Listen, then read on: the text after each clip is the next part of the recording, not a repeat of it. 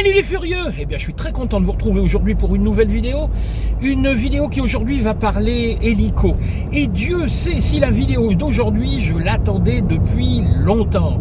En effet, au mois de janvier, j'avais commandé cet appareil, le UH1 UE de chez Flywing. Seulement, voilà, au moment pile où je veux commander l'appareil, ils arrêtent de produire la version 1.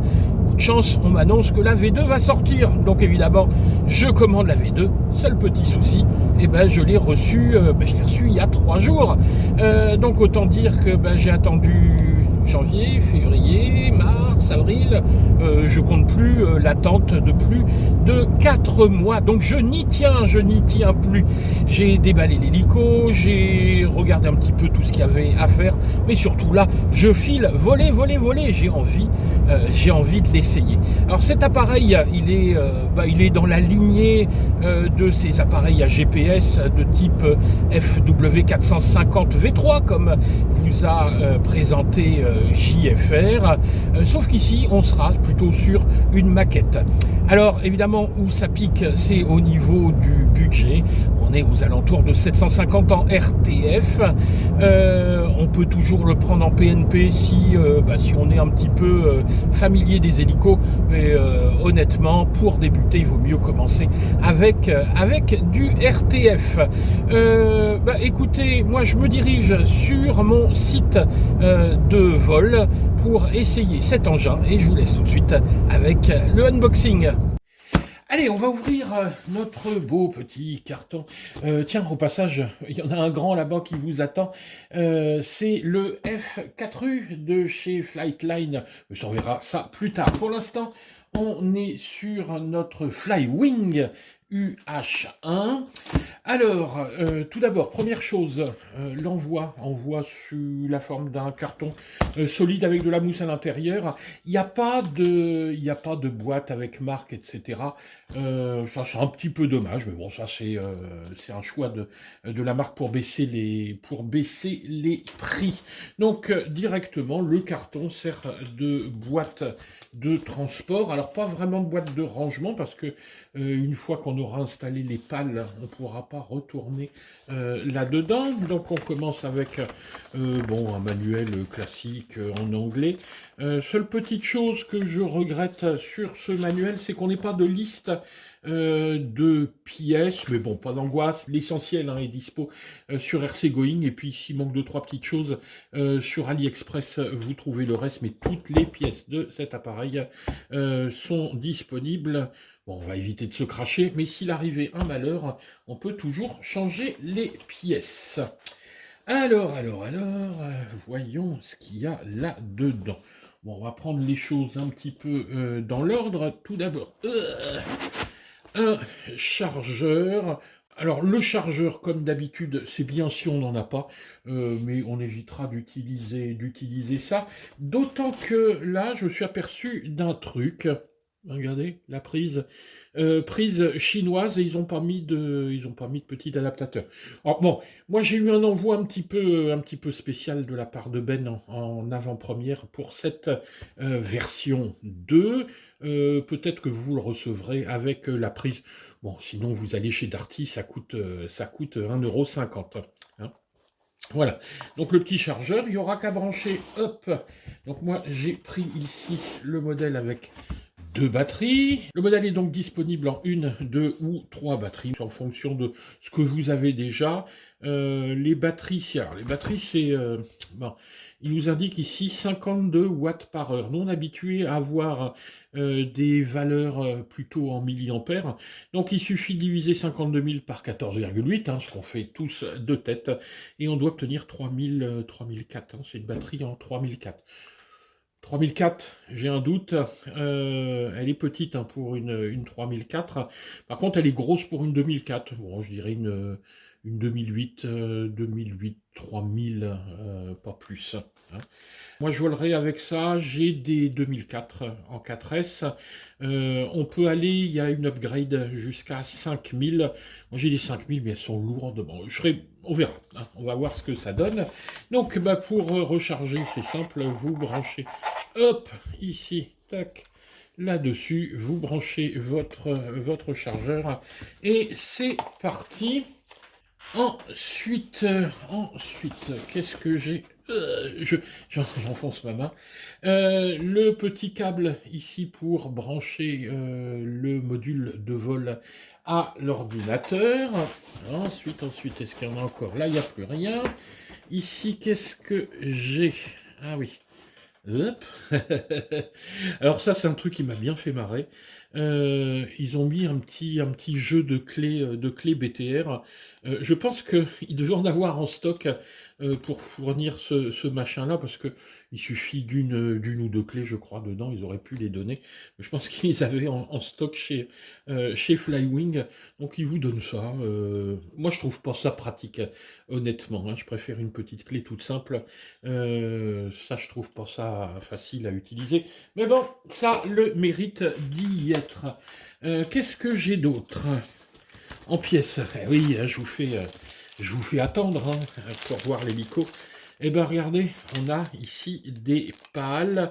Sont des 370 mm, 37 cm sur 125.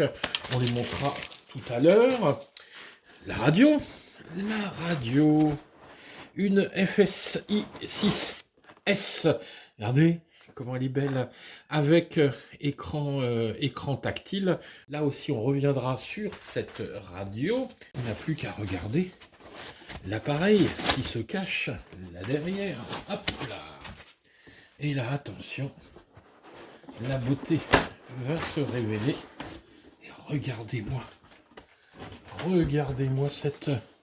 cette merveille. Oh, qu'est-ce que c'est beau. Un fuselage hein, entièrement moulé à l'image de ce UH-1 UE, donc célèbre dans tous les films sur la guerre du Vietnam, bien évidemment avec un bel aspect maquette. On est ici sur une V2, on verra juste après dans la revue technique les différences. La première différence notoire, elle est ici. On n'a plus de système de fermeture avec des aimants, mais avec un petit loquet à l'avant. Mais je vous expliquerai pourquoi juste après. Donc voilà le contenu de cette boîte. Je mets des piles dans la radio, je monte les pales, et puis on va regarder un petit peu les détails techniques de cet appareil tout de suite. Allez, c'est parti. Bien, les pales sont installées. Dans la radio, j'ai tout simplement mis 4 petites piles. Mais en fait, voilà, normalement, ce que vous avez à faire pour partir en vol. Il faudra juste installer votre batterie chargée, évidemment, si possible, hein, autant que faire se peut. Et ils nous promettent qu'à partir de là, on peut voler. Donc ça, c'est tout l'intérêt de cette V2. Cet hélicoptère existait déjà sous sa version 1, mais on a quelques différences notoires. Premièrement, la première qui est quand même importante, il arrive totalement assemblé. Dans la dernière version, il y avait un certain nombre de choses à faire, notamment installer toute la partie motorisation, rotor et module de vol à l'intérieur, donc à fixer, il fallait installer le patin, il y avait pas mal de petites choses à faire, et notamment la partie vraiment pénible, il fallait coller les vitres. Donc autant dire que ça, c'était plutôt désagréable. Ça, c'est terminé, il arrive, il est monté. Ça, c'est la première différence. La deuxième différence notoire, je vous en parlais dans le déballage, et on va regarder ça tout de suite, c'est le fait que maintenant, la petite canopie ici se retire avec un petit poussoir ici. On tire, hop, et ça se retire. Alors, vous allez me dire, bah oui, c'est un petit peu à l'ancienne. Oui, c'est un petit peu à l'ancienne, parce que finalement, la solution moderne qui consistait à mettre des aimants pour juste fixer très rapidement cette canopie posait problème. Pourquoi ça posait problème? Bah, regardez, il y a un GPS, C'est tout bête. GPS plus aimant, ça vous rappelle rien. Quand on vous dit que toutes les calibrations, etc., il faut les faire loin de sources métalliques, de sources magnétiques, quand on vous dit que dans certaines conditions magnétiques, le GPS peut avoir des soucis, bah, mettre 4 ou 5 aimants tout autour de ce GPS, c'était sans doute pas la solution la plus intelligente. D'autant que le modèle de vol, hein, dont on va parler après, qui est le UH1, eh ben, il est assez sensible au champ magnétique. Donc ça, c'est le deuxième aspect. Ensuite, qu'est-ce qu'on a? On a eu des modifications au niveau du GPS. Donc le GPS est ici. Il a été amélioré et surtout, on a quelque chose. Alors, c'est ce qu'ils nous promettent. C'est ce qu'ils nous promettent. C'est qu'il a un système d'apprentissage du champ magnétique terrestre. Bon, qu'est-ce que ça veut dire en français? Ça veut dire que vous arrivez, vous branchez, vous pouvez aller voler, il n'y a pas de calibration à faire. Bon, ça, c'est ce qu'ils disent. En fait, vous l'avez vu dans la vidéo de JF sur son FW 450 V3. Il a testé, ça marchait, c'est-à-dire qu'effectivement, on peut décoller comme ça. Mais il manquait un tout petit peu de précision. Bref, si vous voulez essayer l'appareil, parce que vous n'y tenez pas, allez-y, hein, il n'y a aucun danger. Puis ensuite, vous ferez une calibration pour gagner en précision. Alors après, il parle de système d'apprentissage. Peut-être que à force de voler, ça va s'améliorer, mais ils nous disent, voilà, vous pouvez aller voler partout dans le monde. L'appareil va apprendre le champ magnétique. Deuxième point aussi important sur ce GPS, c'est qu'ils ont rajouté un système de satellite. En plus, dans la V1, on avait un classique GPS donc américain, GLONASS russe, et ben ils ont rajouté ici le Beidou, qui est le système, en gros GPS chinois. Donc on a ici un GPS qui est normalement plus performant. On va voir ça ensuite pendant le vol. Donc voilà les modifications particulières sur cette V2. On aura aussi, on le verra, mais ça je ferai peut-être une autre vidéo, une amélioration du logiciel de contrôle de ce module de vol. On est passé dans la version 1.9, et cette version 1.9, qu'est-ce qu'elle a d'intéressante? Eh bien, elle va permettre d'avoir accès à tous les paramètres de vol dans la V1, mais aussi pour toutes les versions des hélicos Flywing, hein, que ce soit le 450, V1, V2, V3. De base, on n'a pas accès à ces paramètres de vol, on est dans une version standard. Eh bien, maintenant, on va pouvoir soit passer en version vraiment lente, si on ne se sent pas trop en sécurité, ou en version sport, si on veut quelque chose d'un petit peu plus tonique. Donc voilà ce que nous apporte la V2. Alors, c'est bien la V2, mais regardons un petit peu l'appareil. Tout d'abord, la taille de l'appareil. Il est un tout petit peu plus grand que le FW 450, même si la base de fonctionnement c'est la même. Attention, ce sont des appareils différents. Ça, j'insiste là-dessus. Ici, on est sur une partie mécanique, électronique commune avec le Bell 206, alors que le FW 450, déjà c'est un 450 ici, on est sur un appareil 470, un tout petit peu plus grand, les pales sont tout petit peu plus grandes, elles sont plus grandes d'un centimètre hein, de chaque côté. On a donc ici un appareil dont, si on regarde hein, les pales, on est à 750 mm, en hauteur on a 22 cm, 220 mm, une largeur de 155 mm, pour un poids de 836 grammes. Pourquoi je dis 836 grammes? Vous l'avez compris, on est au-delà des 800 grammes. Si vous volez en club, ça pose pas de souci, vous irez voler tranquillement dans votre club. Si vous volez dans la nature, attention, il va falloir enregistrer cet appareil, ça vous avez l'habitude avec vos drones, mais hélas, au-dessus de 800 grammes, on est censé monter une balise. Bah, honnêtement, est-ce que on va vous contrôler si vous êtes entre 800 et 836 grammes. Si vous êtes contrôlé, vous dites: «Oh, il fait 790 grammes» et puis il y a pas besoin de balises. Bon, de toute façon, honnêtement, on n'est pas dans du drone, vous n'aurez pas les soucis, qu'on peut avoir avec du drone, vu que vous allez là vraiment faire du vol à vue, aller voler à 20-30 mètres, vous risquez pas d'embêter grand monde. Mais bon, il faut le savoir. En tout cas, ce qui est certain, c'est que vous l'enregistrez sur Alpha Tango, vous lui mettez sa petite immatriculation. Moi, il est enregistré, j'ai pas encore collé le petit sticker. Je vous rappelle que les stickers doivent être lisibles à 30 centimètres, c'est-à-dire, hein, vous mettez un petit marquage grand comme ça. Ensuite, regardons un petit peu la partie mécanique et la partie électronique. Alors, tout d'abord, contrairement à ce que je vous avais montré sur le F09S, on n'est pas ici en direct drive, c'est-à-dire qu'on a ici une démultiplication entre un pignon moteur et un pignon ici principal que vous voyez là, hein. Le pignon moteur est en 12 dents, le pignon principal ici est en 78 dents. On a un moteur brushless qui est un 3508, emmené ici par un ESC de 60 ampères. Donc, vous voyez, ça commence à pas rigoler. À l'arrière, l'anticouple, lui, n'a pas de courroie, hein, c'est directement un petit moteur brushless. Petite déception, sur la V1, on avait une hélice tripale qui était très très jolie. Là, ils nous ont mis une bipale. Bon, juste pour le look, moi je trouve ça moins beau. Donc j'ai commandé la tripale que je mettrai. Bon, ça va voler exactement de la même façon, hein, il y aura pas de différence. Ensuite, qu'est-ce qu'on a d'autre à voir là-dedans? Le module, hein, on va quand même en parler de ce module. Qu'est-ce que c'est qu'un module de vol et à quoi ça sert? Eh ben, le module de vol, maintenant, beaucoup de pilotes, même pros, utilisent des modules de vol plutôt que d'utiliser des gyros, etc.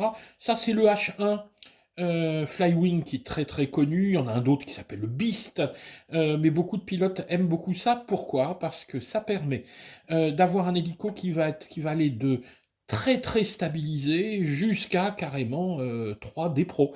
Vous pouvez tout faire, c'est-à-dire partir du début de votre apprentissage jusqu'au 3D. Mais ne rêvez pas quand même, hein. Moi, j'insiste encore une fois là-dessus. La 3D, ça demande beaucoup d'apprentissage, beaucoup de simulateurs, et c'est pas à la portée de n'importe qui. Moi, honnêtement, mes pouces et surtout mon cerveau ne me permettent pas de faire de la 3D. J'ai essayé plein de fois, ça a été une catastrophe. Bon, en fait, il faut ne faire que ça. Si vous voulez faire de la 3D, il faut faire que de l'hélicoptère. Vous dispersez pas. Pour vous expliquer ce que c'est que la 3D, eh ben, ce serait tout simplement faire de l'accro en drone, mais à vue, hein. Essayez de faire voler vos drones à vue et en mode accro, vous allez voir, c'est pas si simple que ça. D'autant qu'un drone, lui, quand il tombe, il n'y a pas trop de danger, on le retourne, hein. Un hélico, quand ça tombe, c'est fini. Ça, c'est un truc à savoir, c'est fragile. On n'a pas le droit à l'erreur en hélico, faut le savoir. Alors par contre, si vous le pilotez en version stabilisée, vous allez voir, ça vole vraiment. J'aime pas cette expression, mais là, pour une fois, c'est vrai, ça vole tout seul, hein. On peut poser la radio par terre, l'hélico reste stabilisé dans sa version, évidemment, la plus stabilisée. Et ça, c'est possible grâce à ce modèle de vol H1 qui gère tout, hein. Il gère les cerveaux, ici, donc le plateau cyclique, l'anticouple, il gère tout le positionnement et puis il va gérer également le GPS. Avec le GPS, on a une précision qui est de l'ordre de 1,50 m, hein, au niveau de l'endroit où vous allez vous poser. En vertical, à peu près 50 centimètres. Donc ça bouge un petit peu. On n'est pas sur du DJI, évidemment, mais on a quand même quelque chose d'extrêmement précis. Les batteries, je vous les ai montrées dans le déballage. Là, elle est installée, ça tient par une petite sangle et puis un scratch. Il nous donne 20 minutes de vol, ça n'est pas vrai. Pourquoi? Parce que j'ai les chiffres. Si vous allez voir la vidéo d'Alishan Mao qui a vraiment bien testé cet appareil, Vous allez voir qu'il a fait le test, il obtient 20 minutes, mais avec la version upgrade de cette batterie qui est une 5000 mAh. Donc 20 minutes ok, mais avec une batterie plus grosse. Là, je pense que au bout de 10 minutes, il va falloir penser à revenir très sérieusement. Moi, de toute façon, en hélico, j'ai une base, hein, mes vols n'excèdent jamais 6 minutes. Je reviens, moi ça me va, après 6 minutes, je commence à stresser, c'est pas bon pour la santé. Hein. Parlons un petit peu de la radio maintenant.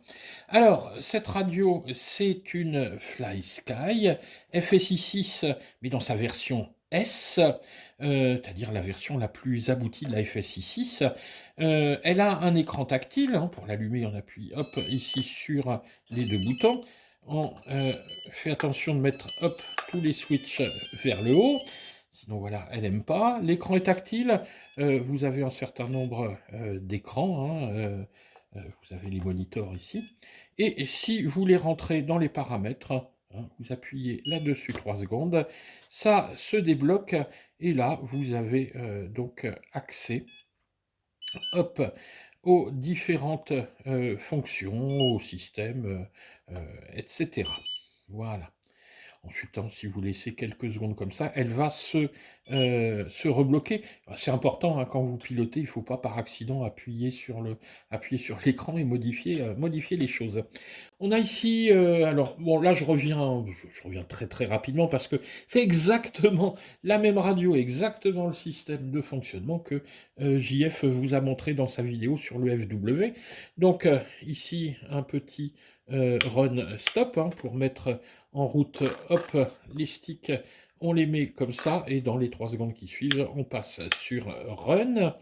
Ici, mode de vol normal, vous pouvez faire des figures, enfin des figures, c'est beaucoup dire, soit le faire tourner en circle, soit lui faire des 8. Ici, le bouton, justement, là, pour les vrais modes de vol, soit en mode stabilisé GPS, soit en mode 3D en bas, et en haut, hop, vous le faites revenir, c'est le RTH, il va revenir au pied, il va revenir à la maison. Et puis ensuite, le petit bouton d'inversion. Alors, autant, c'est vrai que faire du vol d'eau avec un petit hélico 3D, c'est rigolo. Avec une maquette, franchement, un UH1 en vol inversé, ça va être moche au possible. Pourquoi je dis ça? Parce que justement, c'est pour ça que j'ai choisi ce modèle. Vous savez que moi, je viens de l'aéromodélisme, et moi, ce qui me plaît, c'est quand ça ressemble à quelque chose, quand ça ressemble à une version réelle. Et ici, on est vraiment sur de la semi-maquette. C'est pas de la maquette exacte, mais regardez, on reconnaît tout de suite l'allure de cet avion du Vietnam, avec plein de petits détails. Là, il est dans sa version, hospitalière, dans sa version Croix-Rouge. Regardez ici la sortie de la turbine. Bref, il est vraiment magnifique, cet avion. Et moi, c'est ce qui me plaît, exactement comme avec le petit F-09 Coast Guard. Ce que j'aime bien, voilà, c'est faire du vol tranquille, faire du vol maquette. Sauf que là, vous voyez, le bestiau est quand même beaucoup plus gros. Écoutez, je pense que j'ai fait à peu près le tour de ce qu'il y avait à dire sur cet appareil. Vous remarquez, je n'ai touché à rien, j'ai juste fait une calibration avec H1 Heli version 1.9 que vous trouverez sur le site de Flywing. Vous branchez, alors, oui, je vais vous montrer où ça se branche. Hop, j'ai besoin de mon petit câble ici. Ça se branche, hop, vous branchez avec le micro USB ici, ça vous branchez sur votre ordi, vous vous connectez, bref, vous irez voir ça sur la version de JF qui vous montre parfaitement comment faire notamment la calibration, parce qu'il n'y a que ça à faire, mais moi je vous referai une vidéo sur les réglages et sur le paramétrage, parce que pour l'instant je l'essaye en version standard. Mais ensuite, vous me connaissez, je ne pourrais pas m'empêcher, j'irai l'essayer en version sport. Écoutez, avant d'aller voler, si la vidéo vous a plu, vous n'oubliez pas, mettez un petit pouce vers le haut, vous pensez à vous abonner, et puis je vous mets le lien de cet appareil vers notre partenaire RC Going. Dites que vous venez de notre part. Surtout, passez bien par RC Going France, parce que nous, on est partenaire avec RC Going France, c'est nous qui gérons un petit peu ce site. Et il n'y a plus qu'à. Il n'y a plus qu'à aller voler. Allez, ciao les gars.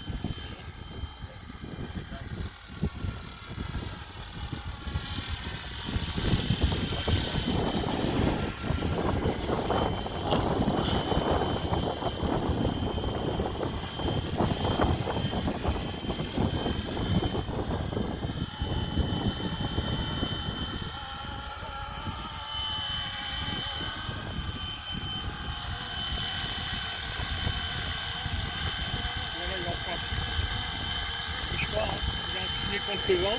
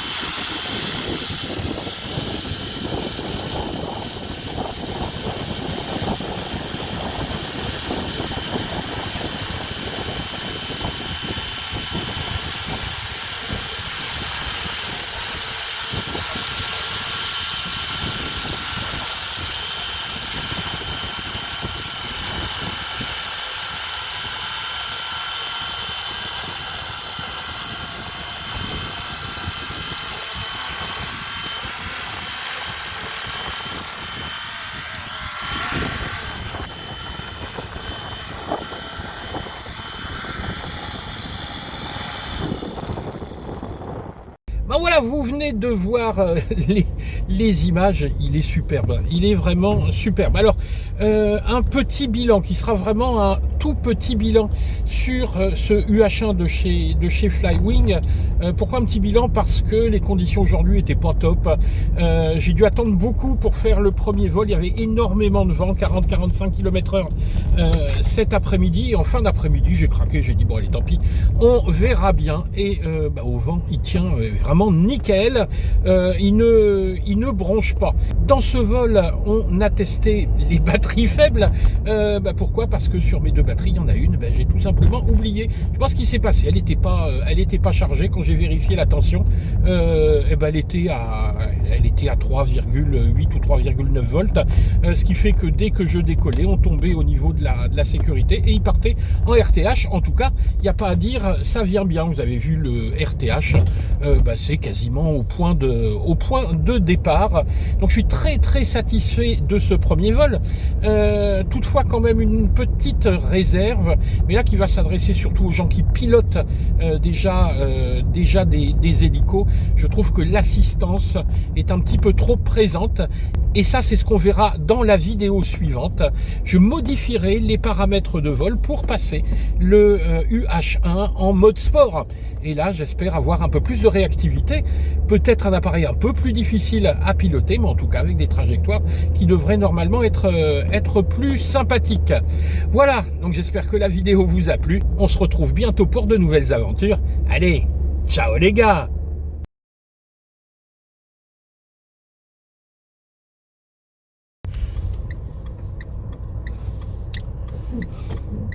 Prudence, prudence. Il faut faire la prudence. Sinon, on risque les accidents. Pas faire les accidents. C'est la classe.